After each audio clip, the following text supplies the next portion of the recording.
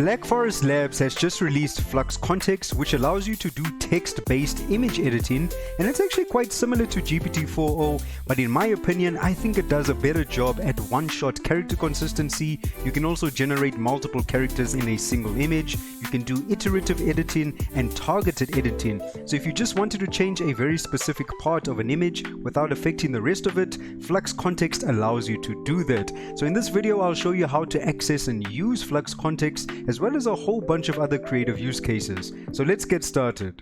So the tutorial will take place on Freepik, and this is the platform that's going to allow you to do everything that I'm showing you in the tutorial, but you can still try some of the prompts in this tutorial for free on OpenArt. If you are using Freepik, I do recommend the Premium Plus subscription since it gives you the most bang for your buck. Now, if you are going to try this for free, you can try it on openart.ai, but like I said, it's going to be quite limited, but you can sign in over here, and then they'll give you 40 trial credits, which allows you to create 8 edits with an image. The only reason why you'd need a Freepik subscription, in my opinion, is if you want to follow along with the multi-image reference section in this tutorial that allows you to upload multiple images. You can only do that on Freepik and not on OpenArt. Anyway, I'm still, I want to create the opportunity for those who want to go the paid route and those who also want to try it for free. Anyway, let's get started. If you're using Freepik, check the link in the description. It'll bring you over to this page. Go ahead and sign in. Make sure you have a subscription enabled and then click on Assistant. You want to click on this drop down arrow and select Flux Kontext Max. In my opinion, this gives you the best results and has the best prompt adherence.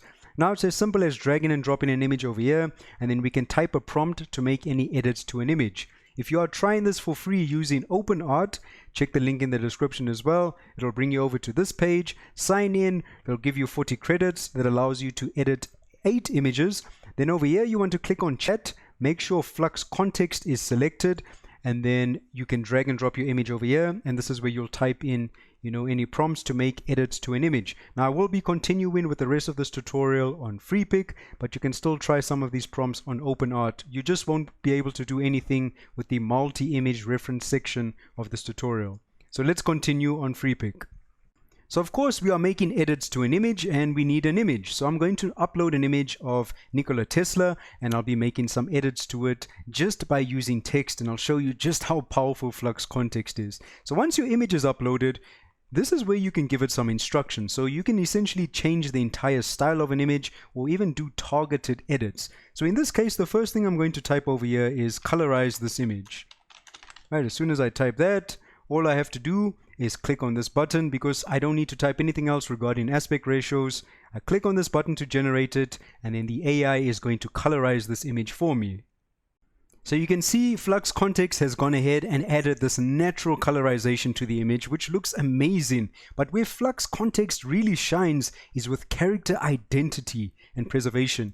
You can see that the colorized result still looks exactly the same as my source image. And this is a big deal because other services like GPT-4o and Gemini 2.0 Flash tends to actually change the features on someone's face quite a bit. So this one does a really good job. But now you can take it one step further. Once your image has been colorized, because that's essentially, putting it in a different style. Let's say we can now do targeted editing. So maybe I can say change his outfit, and he is now wearing a black puffer jacket. So now it's doing targeted editing. The AI knows that it needs to select this part of the image, and there we go. It now gives him a black puffer jacket. So now Nikola Tesla is living within the 21st century. And then you can continue from here as well, right? You can see the AI understands the previous context. So now it can take this image and I can say make him wear black sunglasses. And then it's going to do additional targeted editing. You'll notice that it didn't affect any other parts of the image, but just added in those black sunglasses. And this is a big deal because this just makes it so easy to make changes or any edits to an image just by using natural language.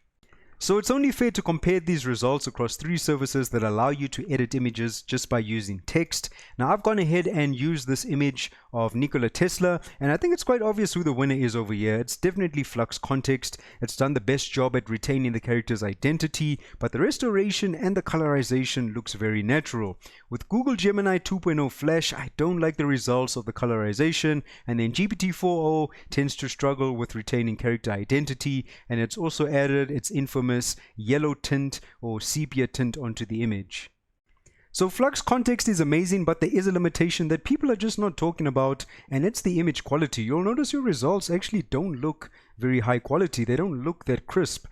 So whenever you guys are editing an image, I would recommend that you don't make more than 6 edits within a single context window, because the quality of those images are going to degrade over time. Instead, just save an image, then create maybe a new chat and make edits within a brand new window. But keep in mind that image quality degradation is definitely going to happen. Now with FreePic, there is a way to get around this. They have a feature over here which is upscale. So with this image, if I click on upscale, it brings me over to this page, and I can upscale this image to improve the quality using Magnifique. With my creativity, well, with all of these sliders, I leave it on default, but I always make sure my creativity is minus, because if this is too high, it'll end up changing the image too much. I don't even need to type in a prompt. I can simply click on upscale and I'll get an image with much better quality. So I really hope that Flux improves this in the short term so that we can get much better image quality with our results. But I had to mention that because I'm all about honesty on this channel. So this is going to be the upscale result, which of course makes the image look a lot better. So at least we do have a solution for this if you want your images to look higher quality. But of course Flux needs to ensure that we can get high quality results straight out of the gate. Anyway, I still think that Flux Kontext is absolutely amazing, and I'm going to add some additional value to this video by showing you a whole bunch of creative use cases that you can try. Hello, awesome human. Are you ready to see some creative use cases? Let's go. Flux Kontext, in my opinion, does some of the best one-shot restoration and colorization for old photographs, because not only does it retain the person's identity, but it also fixes other imperfections like scratches or tear marks that might be present on that image, and then it even goes ahead and colorizes that image to give it some new life. And the prompt for this is very simple. So when you upload an old photograph, you just type in restore and colorize this image, remove any scratches or imperfections, and then watch the magic unfold as it restores and colorizes these images for you. Remember that you're not just limited to people, you can also restore and colorize locations. Now you can take this one step further and use a service like Kling. So I'm using Kling 2.1 and I'm doing image to video, and I'm just typing in a simple prompt like a woman smiles and waves, and now it's actually going to go ahead and bring that image to life. So not only have we restored and colorized an old photograph, but now we've also brought it to life, and this in my opinion is incredible. So here's another result where she's just having a really good laugh. If you're not doing full restoration, you can also just colorize a black and white image. So I had to try this with an image of Marilyn Monroe as well as Nikola Tesla to see how well it actually performed, and I think it did a fantastic job. The character identity has been preserved and the colorization looks very natural. You can change the time of season in an image. So I started with this image of the Mona Lisa in a park during autumn. I uploaded that image and then I just simply typed in change the weather to a snowy day in winter, and the end result looks amazing. It's retained the structure as well as retaining the character's identity, but now it's added in all of these piles of snow. It's added snowflakes onto a jacket and even onto her hair. And now that you have two images with a similar structure, you can actually generate a very cool video.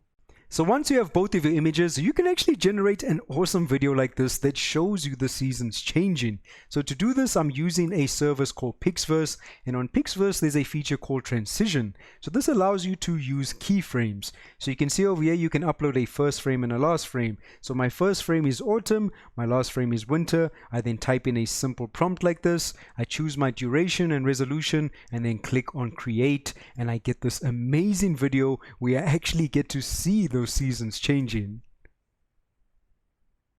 You can also remove elements in an image, so this is also a great way to get rid of distractions. So for example, with this image with the Mona Lisa, I just simply typed in remove the woman in this image and it removed her. It's literally that simple.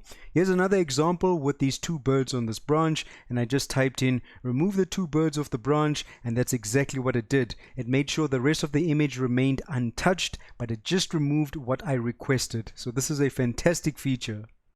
This means that you can get creative with this, so I'm intentionally removing elements from an image in order for them to reappear in a very creative way. And the way I'm achieving this is with a platform called Pika, because with Pika there's a feature called Pika Frames, which allows me to upload keyframes. So my start frame is the image that does not contain the birds, and my last frame is the image that contains the birds. And then I simply just type in a prompt describing how I want these birds to appear on the branch. I choose a duration, I click on generate, and the AI works its magic to create this really cool end result where these birds just appear out of a puff of smoke. So just have fun with this technology, think outside the box, and get creative. Flux Kontext handles style transfer exceptionally well. You upload your image and then you just type a prompt describing what style you want to turn it into. So maybe you want to see it in the style of claymation or in the style of a 90s anime. You just simply specify that, and because Flux Kontext does a very good job with retaining the overall structure and even character identity, the end results look amazing. And here's something else you can maybe try with a style transfer, especially if you've generated something that maybe looks like a sculpture, like it's made out of gold or marble. You can take this over to Kling using 2.1, and you can type in a 360-degree camera orbit around the statue, and then of course it just makes it look more interesting and more dynamic. So now you've got this rotation with the statue, and it's amazing that it can turn that image into something that certainly looks like it's been sculpted. Changing a hairstyle is very simple. You just need to specify what color the hair needs to be, as well as the hairstyle that you want to be applied to your character, and the AI will work its magic. I can then go ahead and even prompt in a different item of clothing. So maybe I want her to wear a beige trench coat. So I'll upload that image I just generated where I changed her hair color, and then I can type in something like make her wear a beige trench coat. And then Flux Kontext does a very good job with making sure that it doesn't affect other elements within the image, but it just changes her item of clothing. You can then go ahead and even prompt in accessories like sunglasses, and it does a very good job. You can also prompt different facial expressions. So with this example, I just simply typed in the woman has an expression of excitement, and you can see it keeps everything else consistent while just affecting her facial expression. So if you want them to be sad or maybe they're angry, just simply prompt it and it will go ahead and change that facial expression for you. You can change the text on an image, and in my opinion this is extremely useful because not only is it going to match the overall typography and font that's used on that design, but it's also going to remain legible, which is a major plus. You can even change text that is obstructed. Sometimes you need to specify that the text is behind a character, but it does a very good job. Maybe you just quickly want to change the date on a poster or the text that's written by the header, or maybe you want to see a logo with some different typography. You can easily change the text just by specifying in the prompt what needs to be changed. You can easily remove all of the text from an image, and I tried this with this illustration generated with GPT-4o, and as you can see it removed all of the text but made sure that the illustration was still intact. You can easily generate mockups. So let's say that you maybe have an illustration for a t-shirt design and you want to see what that design would look like on a t-shirt. You can simply prompt it and then have a virtual model wearing your design on a t-shirt. It does a very good job. You can also maybe see what it would look like on a mug or maybe on a poster that's essentially placed outside an establishment. So if you want to create all sorts of mockups using a design that you provided with, it's going to do a very good job. You can always take this one step further. If you've got a virtual model that's now wearing your t-shirt with your design, bring that image to life. So I'm using Kling 2.1 image to video. I just type in a simple prompt like this and then I get this amazing end result which has now brought that image to life. So you can do the same with a poster as well. Maybe you want to add some life to that poster and you can bring it to life. So I would recommend doing image to video. It just takes it one step further and makes the results look a little bit more interesting. You can also easily swap out a model. So if I like the overall composition and the pose that a current model is in, I can simply swap her out with something else. So I can swap her with maybe an Asian model or even a green alien. So get creative, but you can easily do character swaps in an image while making sure that everything else still stays consistent. If you wanted to, you could also use Flux Kontext as a way to give you some inspiration. Let's say you've actually sketched something on a piece of paper and you want to see what that image would look like as a completed illustration. This can maybe give you some ideas for how you'll actually go ahead and apply color to your image. So yes, you can even take a sketched image and turn it into a completed illustration. Flux Kontext is capable of achieving one-shot character consistency, and this is quite a big deal because it does a very good job with retaining character identity and making sure everything else is consistent. So I'm using free pick and I'm here under the AI image generator. So now I can simply go to Flux and select Flux Kontext Max to get the best results. And then I simply drag and drop an image over here of my character that I want to use. So I've got this realistic Mona Lisa, and she's wearing this black leather jacket. So it could either be an image cropped in closer to the face or an image that shows the face and a little bit of the outfit. And it's going to make sure everything over here stays consistent. So this means that you can essentially give it instructions. Like in this case, I said, show me a side profile of this image. And guess what? I've got a side profile. Maybe I want to see a rear view shot of this person, and it's going to generate that as well. And you can see everything remains consistent, even the background in this case. But the best part about this is that you can use it for a multitude of different scenarios. So I could place this person in a completely different location. So now you can do storytelling with a consistent character. So now you can see over here I said place her in a seaside town in Italy and she's eating ice cream. And that's exactly what she's doing. The only downside with Flux Kontext is the image quality. You can see it's not crisp. But on free pick there is a workaround for this. You just have to click on upscale. And then you can upscale your image using Magnifique. I always leave this creativity quite low, so -3 is fine. You can then type in a prompt over here like the woman's eating ice cream. You click on upscale and you're going to get an image with better image quality. So this is the upscaled result. Right, so it does look better than the previous result. But that is just a little bit of a limitation when it comes to Flux Kontext, is the image quality. But you can still achieve character consistency and place them in any environment you can think of to tell your own stories. I am going to be honest, however, if you are focused on, character consistency, I do think that runway is better in this case. So this is runway references. It functions exactly the same. You'll upload a reference image. You can then type a prompt, choose resolution, and you can generate images. The thing over here is that the quality of runway reference images just look better, like straight out of the gate. They look much better.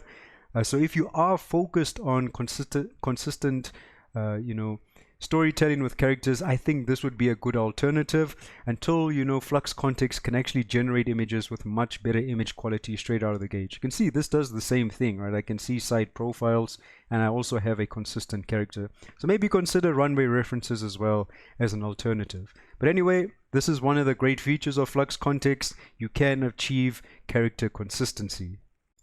You can change the time of day, and I've noticed that this works particularly well with any images where you have a landscape and then some architecture, because you can prompt it to actually turn the lights on inside a building. So with these examples, I've basically gone from daytime to the evening, and you can see how it does such a fantastic job with turning on those lights and still ensuring that everything looks natural within the image. So definitely give this a try.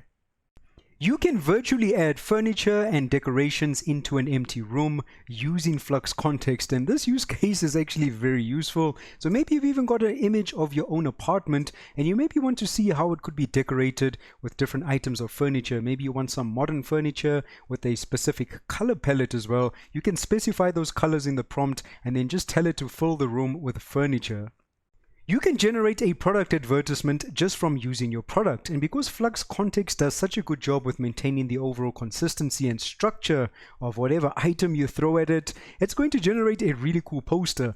And Flux Kontext also does an exceptionally good job with generating the text. I've noticed that there are hardly any spelling mistakes whenever you generate any text within a poster, so go ahead, supply it with an image of your product and generate some epic looking posters. Of course, you can always take it one step further. Now I uploaded this poster to Kling, and I'm using Kling 2.1, and because there's these elements of electricity within this image, it actually looks quite cool. This was the prompt I used, and now I brought that poster to life that's promoting this energy drink called Context. Now I want to show you multi-image references, and remember, like I mentioned at the start, you need a subscription on FreePic to actually access this. So if you're on FreePic, go ahead and click on these three lines, click on the image generator. It'll bring you over to this page. Click on mode. Here by Flux, select Flux Kontext Max, and you'll see that we have a image references section. So this will allow us to upload 2 images, and we can generate those 2 items in a single image. With multi-image reference, you can generate images of someone holding a product. So maybe they're promoting an energy drink or perfume, whatever you want them to hold. It makes this process extremely easy. So you need an image of a character. And then in this case, I've got a product image of an energy drink called Context. Now you can see over here, it says it's experimental because sometimes you just don't get ideal results. If you are going to generate images of someone holding a product, in your prompt, you always need to specify the actual size of the product so that it's not a massive product in their hands, because by default, the products tend to be quite large. So just always put the size. So you can see over here, I said small size, and then you can choose an aspect ratio, whether you want it to be, widescreen, or if you want something to be more vertical. And then once you have that in mind, just go ahead and click on generate, and you can make people actually hold products. Here are some other examples where I made Nikola Tesla hold a small chibi toy of himself, and another one where he's even holding a toy Tesla. So this is probably useful for e-commerce if you want people to actually hold real world products, because it does quite a good job with retaining the consistency. Although sometimes if text is very small on a product, it can become a little bit inconsistent. But definitely give this a try. You can also do fashion try-on with multi-image reference. So first you upload an image of your model, then you upload an image of the garment, and then whenever you craft in your prompts, you need to specify what type of item of clothing is actually present within that image. So if it's a jacket, you want to specify that it's a jacket. If it's baggy pants, you want to specify in the prompt that it's baggy pants. I noticed that this just helps to give you much better results. But the overall consistency, even with that item of clothing, is very, very good. So this is something you can definitely give a try. And to get past the whole one item limitation, you can essentially generate in stages. So you can maybe generate an image where the character is wearing pants, and then that new image becomes your starting image, and then you can upload an image of a jacket and then craft a prompt for that to create an entire outfit. But you can definitely try fashion try on by using reference images. So multi-image reference is very useful.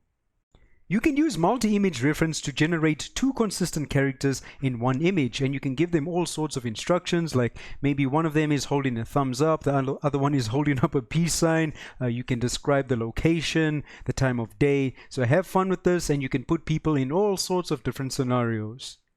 By the way, if you guys want access to all of these prompts, just check the link in the description. I've created a Canva file where you can just click on the link and you can gain access to all of these prompts completely for free as well. So enjoy.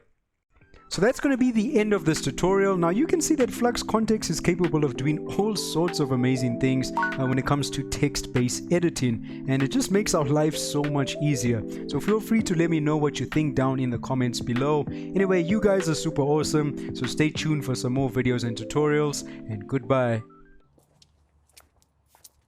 Hello, awesome human. Thanks for watching the video. Don't forget to subscribe for more awesome content.